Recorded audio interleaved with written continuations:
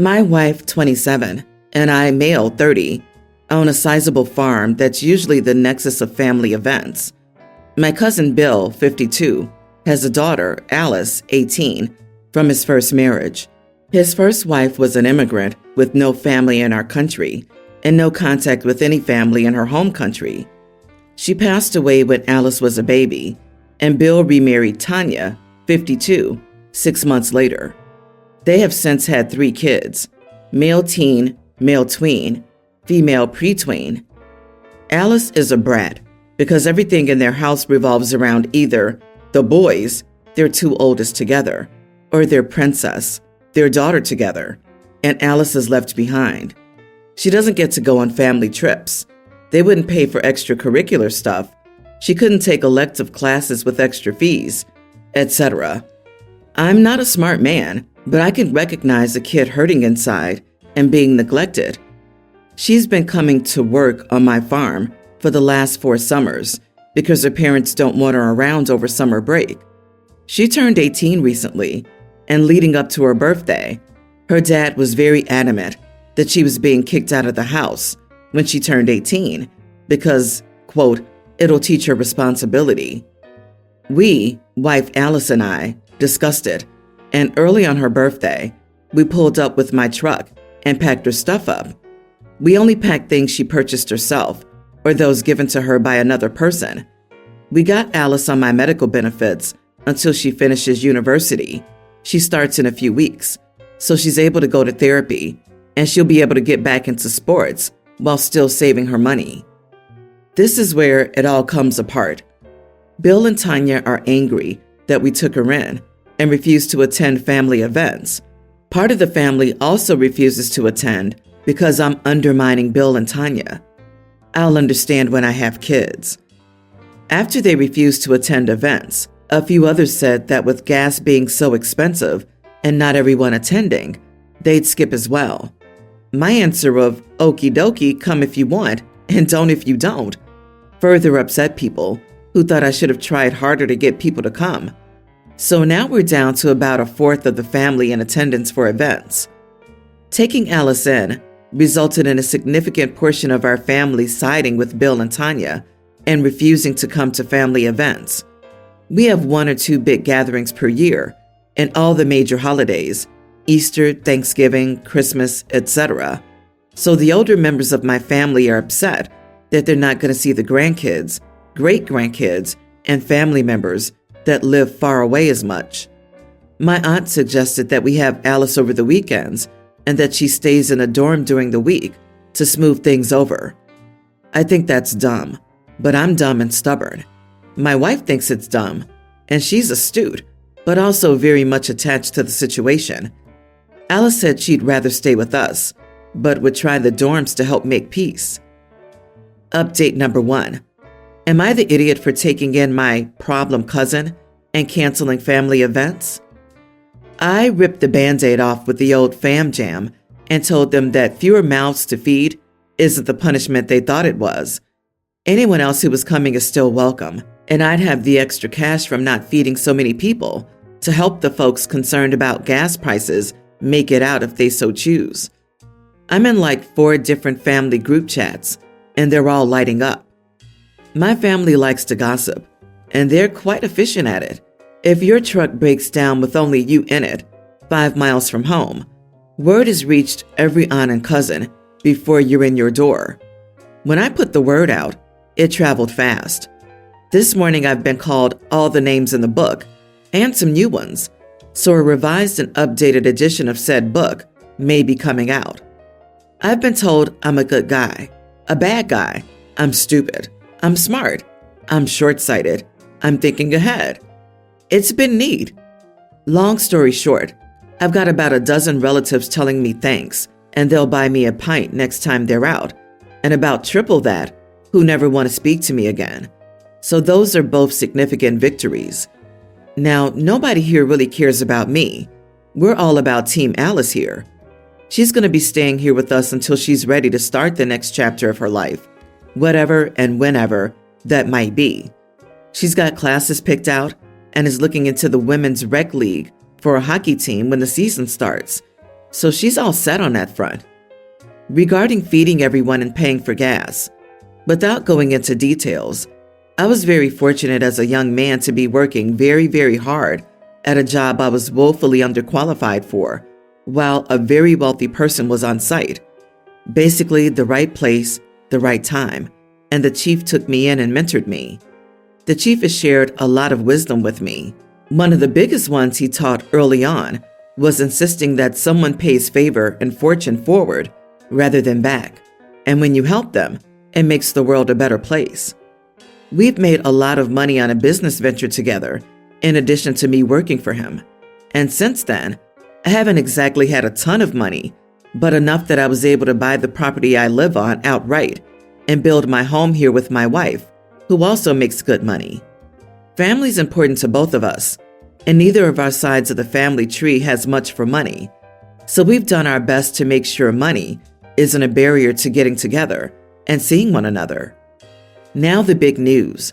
Tanya drove down to my house this morning. Bill and I had some very loud, very angry words when he drove down last night after I chose the nuclear option in the family group chats. So she actually waved a white flag from her car when she pulled up. I shooed the dogs and alpaca away and went out to talk to her, brought her out a muffin, and we chatted. Allegedly, Bill threatened to kick Alice out to scare her straight, and that they weren't actually going to kick her out, and they were caught off guard when we showed up on the morning of her birthday. I told her that she was missing the point, and that I'm not sure I could use small enough words or short enough sentences to explain to her if she thought that was the only problem.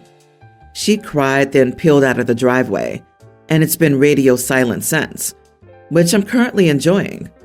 Thanks everyone for the support. Update number 2.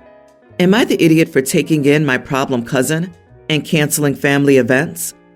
So, about a year ago, Alice moved in with my wife and me on her 18th birthday after being told she needed to move out on said birthday from her parents' house by said parents. I'm here with an update at her suggestion. The good. A year later, she's a year into an engineering degree. She's been playing lots of hockey, raised a couple of steers all on her own, and at her therapist's recommendation, she's down to monthly sessions after a brief stop at bi-weekly after starting with weekly. She's the same sweet kid, but without the extra unneeded stress of being treated like an outsider alongside her younger siblings. The bad. Her dad showed up about a month after my original post, and there was a confrontation of sorts that ended with a peace bond being issued with restrictions on how Bill and Tanya could contact Alice, myself, my missus, or a couple of other family members that got involved. After the 6 months required by the peace bond, Tanya started getting back up to her old tricks, but Bill has smartened up a bit. The peace bond meant she had limited contact with her siblings, which has been tough. The oldest boy, Teen, started out pretty hostile, but some of the other cousins filled him in on what was going on.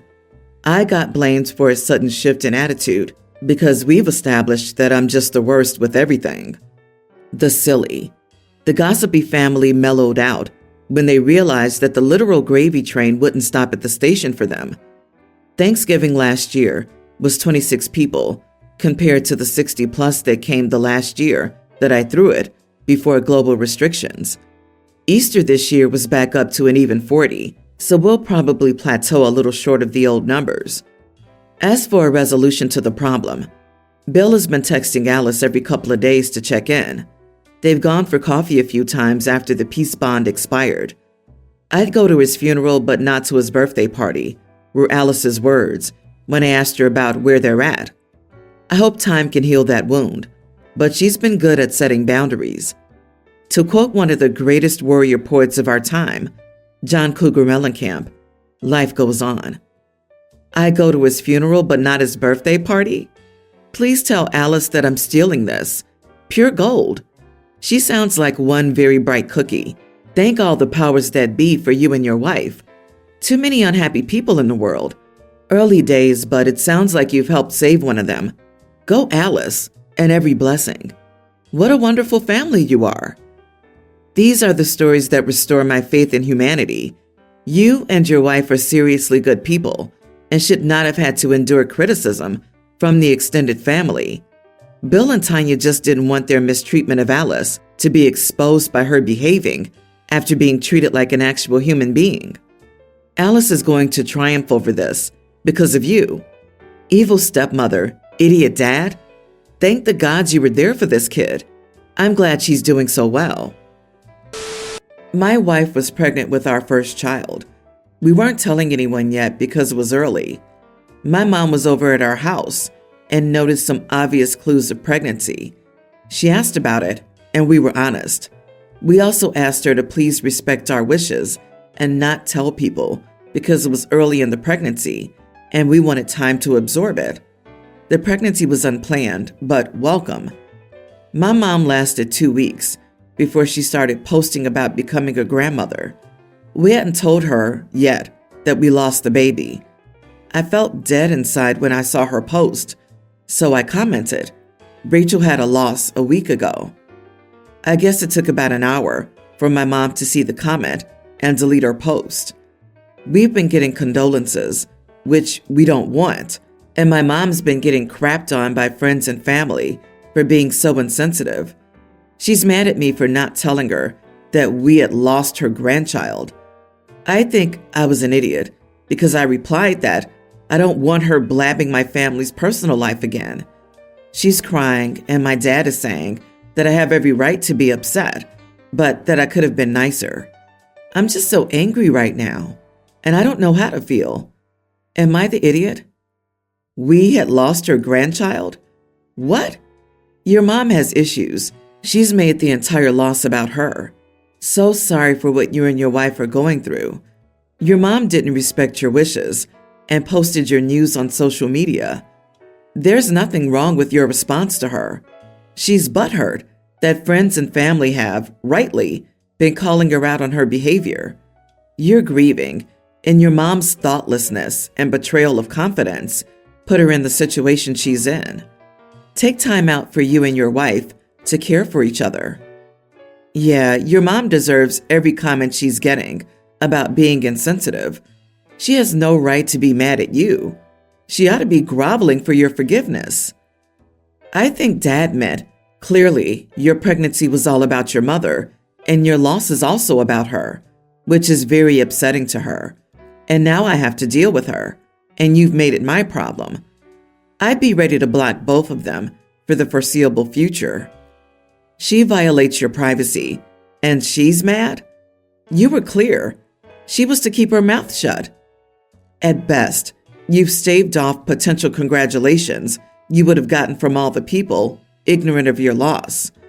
Anyone seeing your mom's post would most likely feel compelled to say something to your wife about it. After learning of the news, they may show more tact and only respond if your wife says something. So sorry this happened to you. I, 24 female, have been with my boyfriend Jack, 25, for 2 years. We've been living together for just over a year. I've always been fond of cooking and usually make a lot of Asian dishes as I grew up eating a lot of them. So, as a result, I do use soy sauce and sometimes some MSG. However, when I got together with my boyfriend, he mentioned how he's very allergic to soy, so I had to be extra careful about what I make. He also mentioned how his parents dismissed his allergy, and we had a long discussion about his allergies. I take allergies seriously due to an accident with a family member a few years ago, so when we moved in together, I purchased an entirely new cooking set to ensure there was no cross-contamination. Last week, we went to see his family as they invited us over to their place. I've met them before, and we had lunch together at a local restaurant. However, we have yet to visit them due to how far they live. During the visit, Jack went to pick up his brother from a gig. Our car's a 2-seater, so I was there with his mother, Annie, while she was making a barbecue. At some point, I saw her adding a lot of soy sauce to the marinade for all the meat and said she couldn't do that as Jack is allergic to soy sauce, meaning he won't be able to eat it. Annie said not to worry and that Jack loved this marinade and she had already made the first batch. I reminded her again that Jack could not eat it, and it wasn't safe for him. In short, we ended up arguing until Jack returned. When Jack returned, he was confused about why I'm arguing with his mother and ate one of the glazed wings in the marinade. I was shocked and tried to tell him that they had soy, but he said, "Don't worry, they're very tasty," and he's fine. I've asked about the allergies, and he said he didn't have any, and he just doesn't always like it in his food, as sometimes food tastes very salty with it.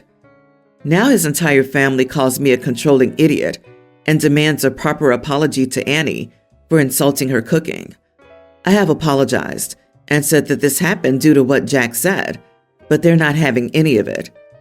I hate people who lie and say they're allergic when they really just don't like something. It makes it so difficult for people with real allergies to be taken seriously. You're not the idiot, but I would dump this guy. Just say you don't like soy sauce too much, man. But then saying his family doesn't take his allergies seriously? That's manipulative and borderline sociopathic. Yeah, he didn't just lie about his allergies. He does it in front of his family to try to make her look bad. That's disrespectful, hateful, and literal gaslighting. He doesn't respect you at all, OP, and he's shown that very clearly here. I'm sorry he put you through this, and it's best to cut your losses and dump him. Worse than that, he tricked her into cooking Asian food without soy. What your boyfriend has done to you is terrible. It cost you significant stress, plus a whole new cooking set. He fully lied to you, manipulated you. And for what? To have your meals seasoned according to his preferences? How controlling does a person have to be to do that to a life partner? The discussion should not be what you said to his mother. It should be whether you stay in this relationship. I'm currently on a weekend away with my husband's extended family. He and I are technically working from home over this week, so we took our laptops to the big house the family's renting. I also brought my baby's playpen because he's very active, and I knew there'd be times when one or both of us wouldn't be able to run after him. So anyway, I was watching him yesterday evening, Saturday, in the playpen, while I was responding to some emails that were urgent. My husband's cousin-in-law, Amy, walked past me with their young toddler and saw the playpen setup that I had. I admit she looked kinda tired, but I wasn't really noticing anything outside my kid and my laptop. She asked if I could play with her baby in the pen for a couple of hours so she could nap. I said no because I need to finish work, and then I was putting my kid down for his nap, and then my husband and I would cook dinner. It was our turn. I admit I did say, "Baby E has a dad, doesn't he? I saw him playing football earlier. Why doesn't he take over so you can nap?" Amy left, and I carried on the stuff I had to do. I noticed that she, her husband, and her mother-in-law didn't come to eat at the same time as everyone else. After dinner, my mother-in-law took my husband and me aside and said, I made issues between their family because Amy was mad at her husband, and Amy's mother-in-law thought I was interfering and should have just helped her out. Mother-in-law thinks I was an idiot because I could technically have watched over a kid that could only crawl when I was watching one who loves to run and climb. But my husband and I don't think it was my responsibility in this instance. Not the idiot. Sounds like Amy's a single parent, and someone finally pointed it out to her. Someone needed to remind her she had a baby daddy. Amy's problem with her husband has nothing to do with you, your husband, or your child. The mother-in-law can watch her kid if it's that urgent. You were occupied. It's funny how there's always someone in these stories to criticize people for not stepping up without offering themselves. Mothers-in-law could have watched if it was such a big deal, or the child's dad could have been a parent for the first time ever. Weird that mommy's mad at you for putting the idea in daughter-in-law's head that her darling son should help. Mommy is why Amy's husband ended up the way he did. However, I was pleasantly surprised by Amy. I thought she would be mad at you. Instead, Your reasonable question about why her husband doesn't help her out with watching their kid helped open her eyes. You can't be blamed for that. It was a legitimate question that could lead to long-term improvement in his parenting.